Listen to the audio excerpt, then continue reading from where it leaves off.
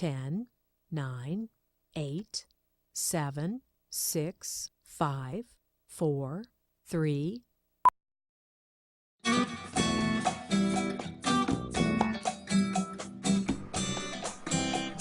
This is Diane Andrews in Black and White.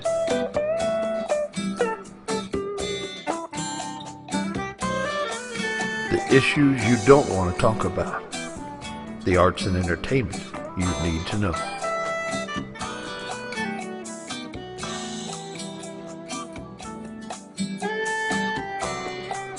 And now here's your host, Diane Andrews. Hi, welcome to Diane Andrews. And Diane Andrews in Black and White, and I'm your host, Diane Andrews. I guess you can figure out what this show is going to start off talking about, right?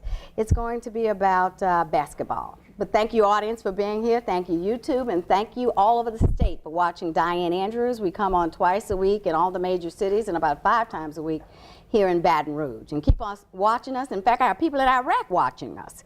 And what we're doing today, we're going to call somebody from Baghdad, Iraq. You all know I do a lot of shows on ISIS and different events, veterans, and everything going on in the world. My masseuse, her name is Jennifer Marsh. Very good. She's about my height, little lady. And we were talking one day, and she told me, my husband played basketball in Iran. I said, what? He played basketball in Iran? I knew we had European leagues, but I had no idea Iraq and Iran played basketball. So then Coach Dale Brown told me about a friend of his that coached a league in Iraq, who we're going to get on the phone. We're going to talk about a few more things than basketball, but we're also going to talk about what's going on in Iraq and some things that Watari knows from living in Iran for almost 7 years. And you left how long ago? Watari is from Chicago. As you can tell, he played basketball. He was a pro ball player in the Middle East and in Europe. Right. And he went to Tulane University. I think that's when you and Jennifer, she told me the story. We were real good friends. And so now he is back in Baton Rouge. He does some coaching and trains a lot of young athletes. In fact, you trained Skylar Mays. I have to give I saw Skylar play in Las Vegas last week. He's nominated for a McDonald All-American. And this was one of his trainers here. And he'll be back this year to go to LSU. Yeah, this year to go to LSU. He'll be a star over there at LSU. Ben Simmons will be gone by then. Yeah. So I'm going to get Baghdad on the phone. His name is Saba. Hello. Hi, Saba. How are you doing? Yes. Hi. Well, you know who this is, Diane Andrews in Black and White. I have another young man who played in Iran for 7 years. He played pro basketball. Saba, I'm going to put the phone down, and we're going to have you on the speaker so we can get it through the TV, okay? On the phone with us from Baghdad, Iraq, is Saba Hashid. Ahif, I'm sorry. And Saba is a very good friend of the LSU coach, Dale Brown. And I had asked him, I wanted to interview a Muslim. And I thought it would be a Muslim, an Arab Muslim, because I've had the Nation of Islam Muslims on several times. I thought it would be someone who lived here. He gave me Saba's name, about 6 months ago, and I am now talking, and you are listening to him from Baghdad, Iraq. He is a Shia Muslim. Muslims are really in 2 big tribes or sects, which is the Sunnis, like Saudi Arabia, Iran, and Iraq was led by Saddam Hussein, who's a Sunni. But Iran is 65% Shia, like Baghdad, isn't it? Can you hear me, Saba? Can you hear me? Yes. You can yes, hear me? I hear you clear. Okay. Yes, very clear. Let me see. Is the sound coming through? Yeah. Okay. Okay. Saba, tell me, I'm going to talk to him first, and we may lose this connection to Baghdad, but tell me, I know you are like one of the #1 merchants in textiles in the country of Iraq, correct? Can you hear me, Saba? Yes. You were, okay. Can you hear me now? Can you say it again, please? Your career, yes. you were a textile importer into Iraq, correct? Yes, that's correct. Okay. Yes, that's correct. And was the war, do you think America was correct in dethroning Saddam Hussein, or did you disagree with that? Because it kind of ruined your business, didn't it? Did the war ruin your business? Well, during Saddam Hussein, So what, Saba? Saddam Hussein, yes. during Saddam Hussein, Yes. Was he a good guy or a bad guy? well, about Baghdad during Saddam Hussein, Yes. Can you hear me? I don't think yes. What about Saddam Hussein? I would like, can you say it again? Okay, yes. Saddam Hussein, did he do good for the country of Iraq? Or was he not as good as he should have been? Can you hear me? Well, Saddam Hussein was, yes, I hear you. Actually, he is a dictatorship, and the country, when he take over 30 years, it was good. The economy was good, the people, everything, the government, societies, factories, agriculture, and the economy was very good. But he did a very stupid and silly mistakes in politics, which damaged the country. The first war started with Iraqi-Iran war, which lasted 8 years, and the people lost their families, their sons and fathers, and we lost all the saving. And second, he went for another war, which is Gulf War. He invaded Kuwait, and he did a very big mistake with that, which cost the country. And after the invasion of Kuwait, the sanction of the United Nations against Iraq, which lasted 10 years. This is the mistakes of Saddam Hussein, make troubles for the country, really. And the army is also destroyed, and he spent all his money to buy weapons and troops from abroad. Also, the people started to leave the country outside, and his policy against Shia, it was very hard and difficult. He didn't let them to use their some pray or visit to some holy places, and he hung some of them and put the leaders of them in the prison, and some politician people left the country abroad. And after that, when the 2003 Saddam, as you know, he hung and he left the country. Right, and then we ended up America getting him and all of that, and now he's not alive. But do you think But sorry, don't forget the security more than before, better than now. This is very, very important. I should say the truth. What about now? Security. Now what? Now Baghdad is mostly Shia, right? Right now, the Shia run Baghdad in Iraq, correct? It's mostly being run by Shia Muslims. Yes, this is correct. The Shia Muslim are 65%. This is during thousands of years, and everybody knows, and the Sunni less than the Shia in Iraq, and we live together as brothers for a long time. There is no difference between people. We love any kind of minorities, and we have the Christians live with us. Right, and I've seen Saba since since ISIS has taken over, most of the Christians have been run out of Iraq. It was 20% Christian, even though Saddam Hussein was Sunni. Iraq, as you said, and you told me and I had already read, it was always more Shia, but it was run by Saddam Hussein, who was a Sunni.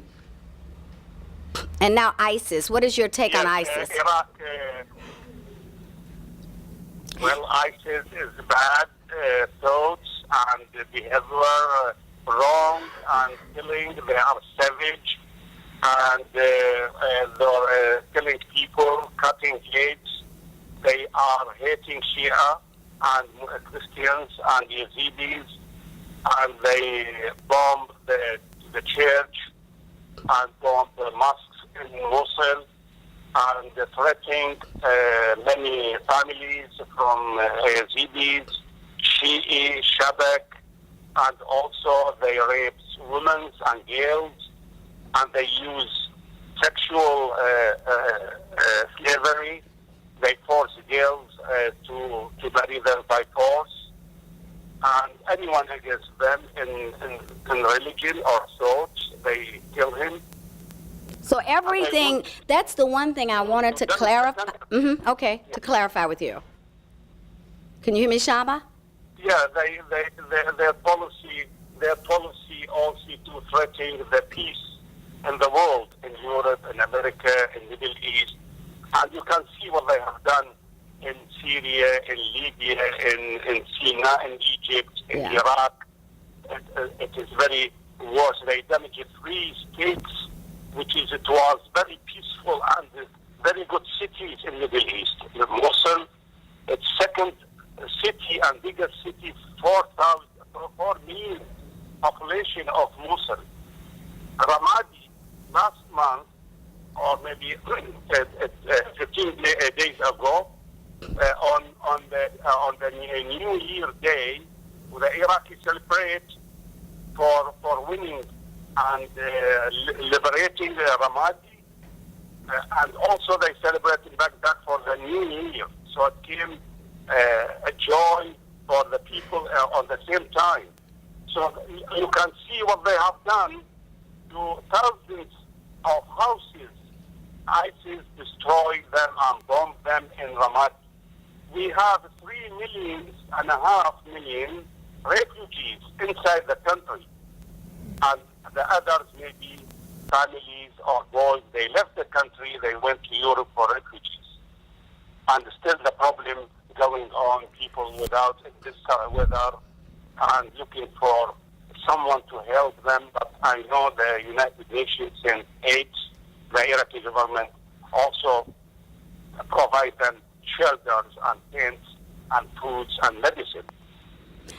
Yes. I wanted to get that straight because that's really, I do a lot of ISIS shows, and that's really what I've been saying. There's no JV team, and you're basically solidifying that what the news is saying here in America is true. They are beheading Christians. They've driven the Christians out of Iraq, which you all did live peacefully together even when Saddam Hussein was there, and 20% of them are gone now.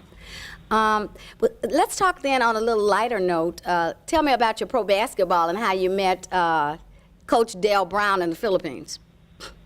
Well, thank you. Yes, Dale Brown, I met him in the Philippines in 1988, and there was a clinic there and the World National Teams tournament, and I asked him if possible I can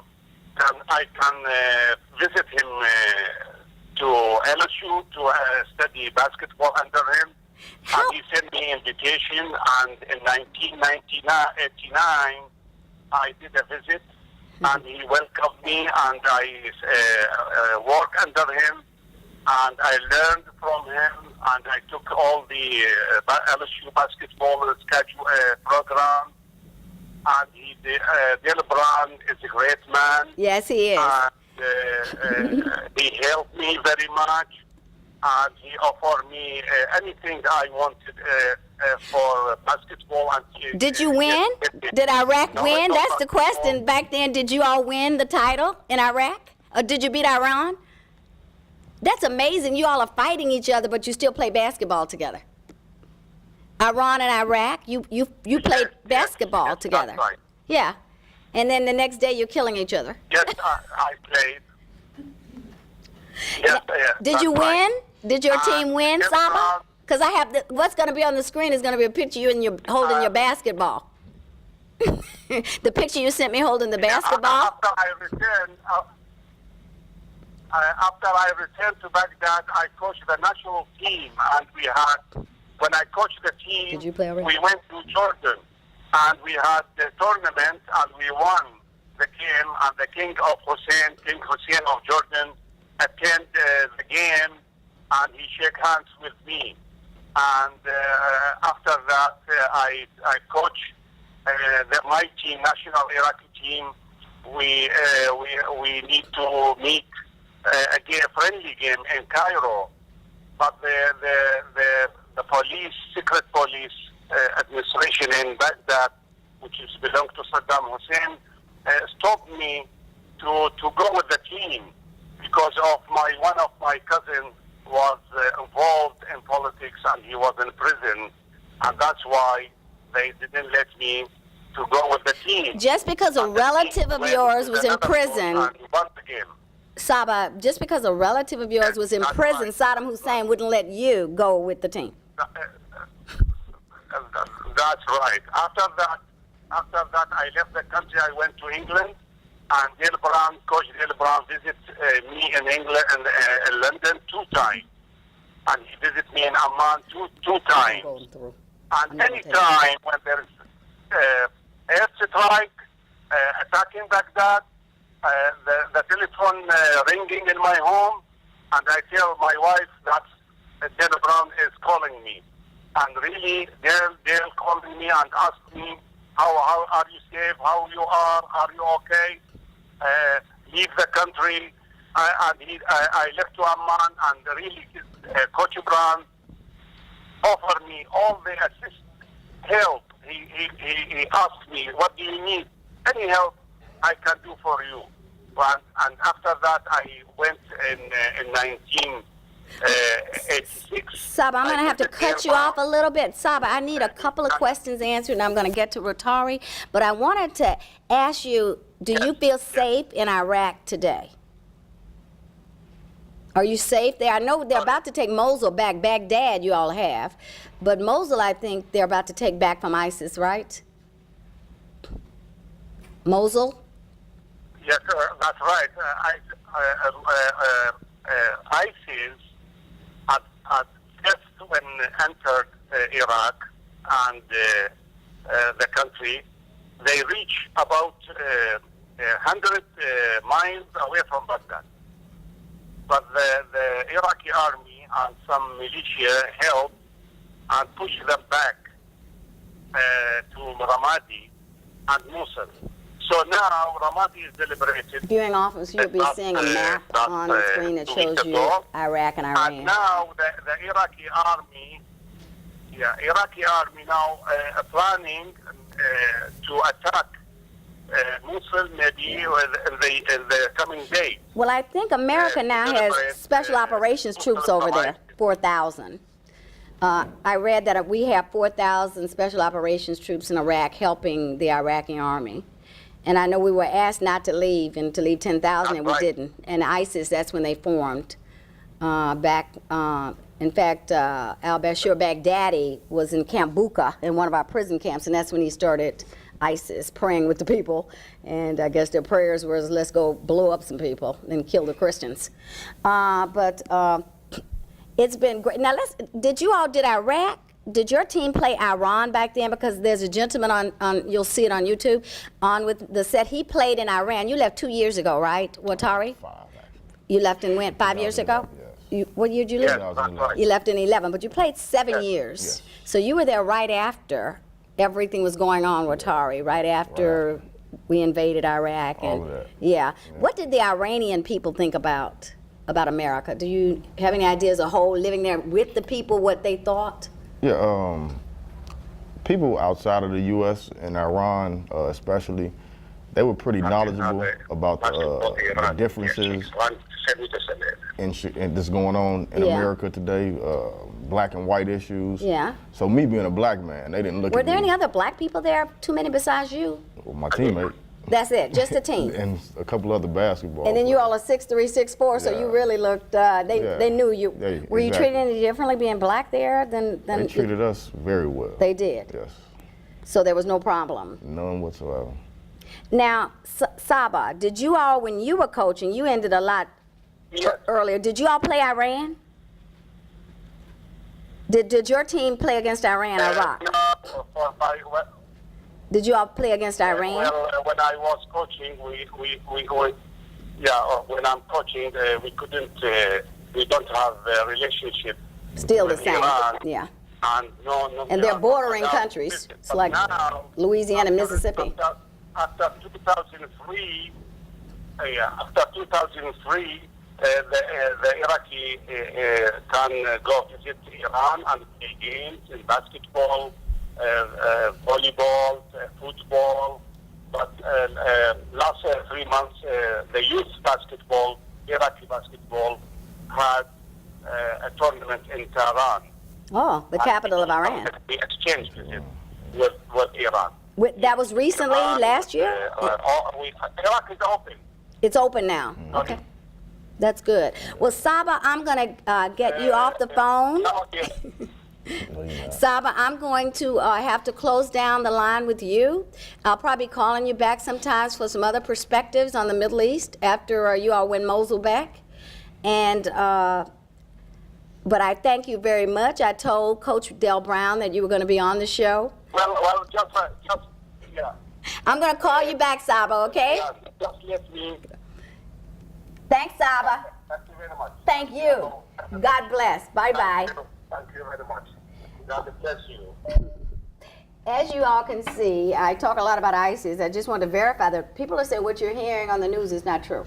The beheadings, the killing of the Christians, the driving them out of Iraq is definitely true.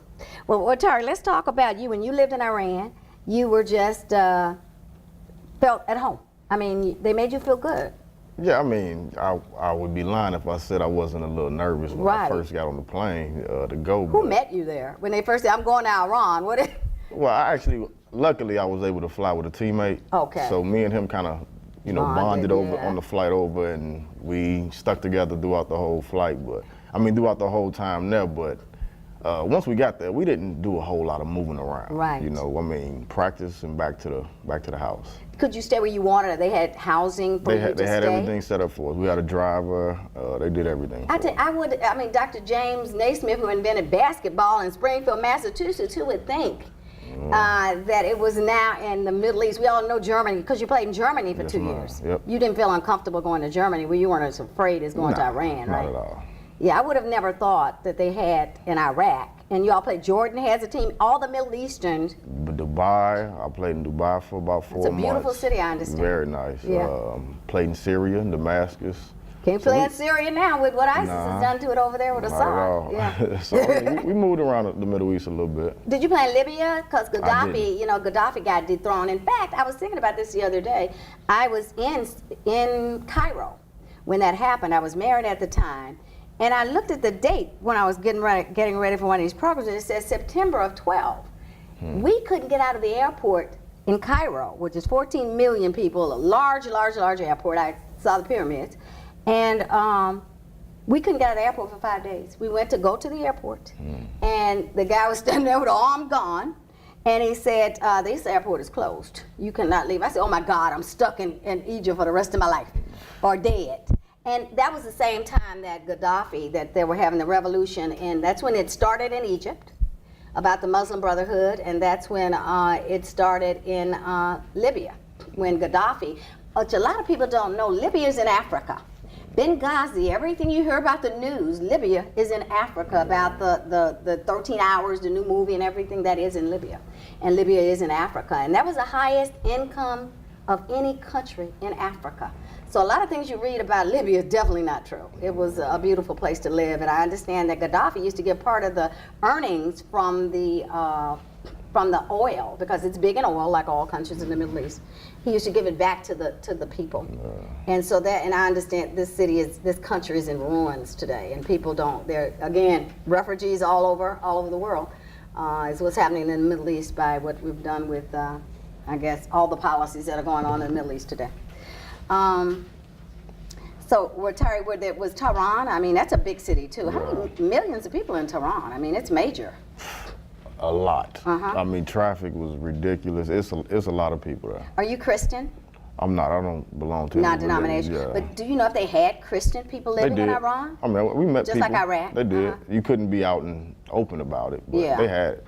But I think in Iraq you could. It was 20%. And Okay. I think one of Saddam Hussein's top men was a Christian. Okay. So he may have controlled things, but I don't think he cared too much what religion When I was. say out and open, I mean yeah. people wasn't, walking around with Bibles. It wasn't as if they were killing Christians. Right. You could be a Christian, but Right. it wasn't like churches or anything like that. Right, so they must have mosques there. All mosques, yeah. Did you ever attend one? Did you ever go to mosque?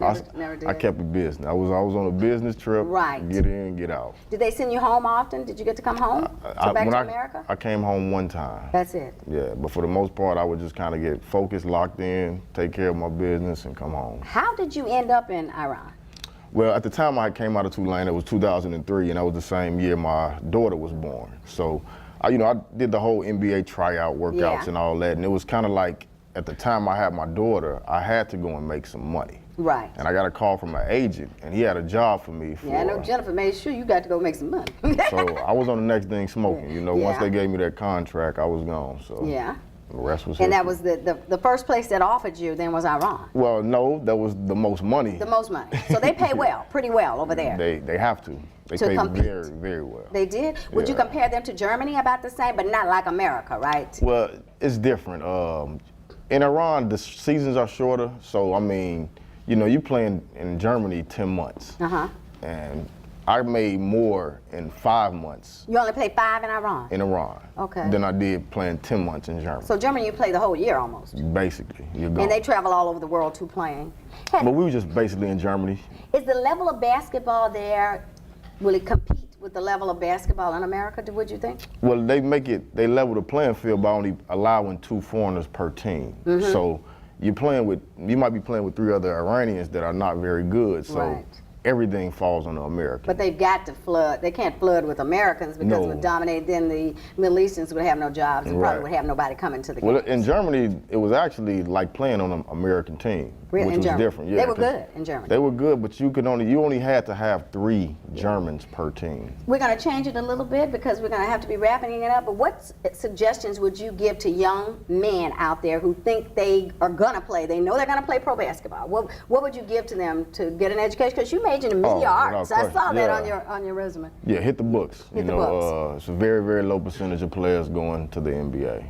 I wouldn't tell any kid not to try, but Right. just have a backup plan. Follow your dream, like we talked about in the All About Kids show earlier today. Follow your dream, but make sure it's something realistic that you can do. And Atari, thank you for being Thank here. It was you. interesting. I wanted to validate some things. I was shocked when I saw basketball in the Middle East. So we'll see you next time on Diane Andrews in Black and White.